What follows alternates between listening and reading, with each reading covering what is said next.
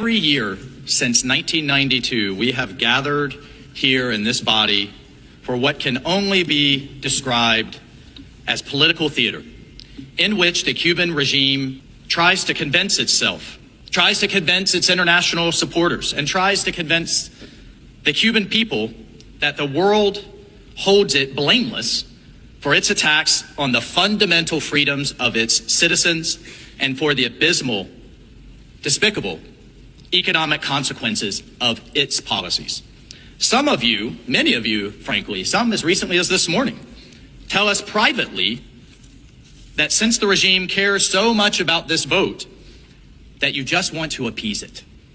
You just want to kind of go with the flow and go with the crowd. That's what you tell us privately. But colleagues, let me suggest today that you do something different this year. The United States and the Trump administration wants to set the record straight when it comes to this resolution and to correct the fake news, the misinformation, and this false reality the regime seeks to create year after year with this vote. The facts are this is an illegitimate and brutal regime that seeks to cast itself as the victim of aggression while plainly describing itself as, quote, the enemy of the United States.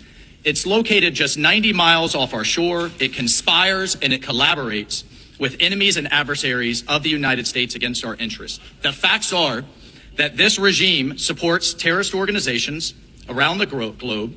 It is allowing mercenaries to fight in the war in Ukraine. It's propping up the Venezuelan regime, and it aids cartels. The facts are that these cartels that it props up are trafficking people, drugs, and weapons, and is aiding and abetting instability in our hemisphere. They undermine democracies in our hemisphere. I'm very sorry to interrupt, but there's a point of order from Cuba. Sure. El representante permanente de Estados Unidos no solo miente desviándose sustantivamente del tema, sino que se expresa de manera grosera y prepotente contra su presidencia, contra la dignidad de esta asamblea. Lo hace con una incultura, rudeza y grosería que no se admite en este magno y democrático recinto. Señor Walsh, esta es la Asamblea General de Naciones Unidas.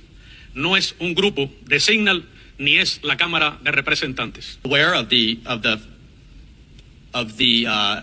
location of which we're speaking, and this is also not a communist, illegitimate legislature in Havana. This is a place where we talk in facts, and the facts are the Cuban regime has undermined democracies in our hemisphere. It has oppressed its own people, and it steals from its own people so that, quote, regime insiders can maintain their elite status. I don't need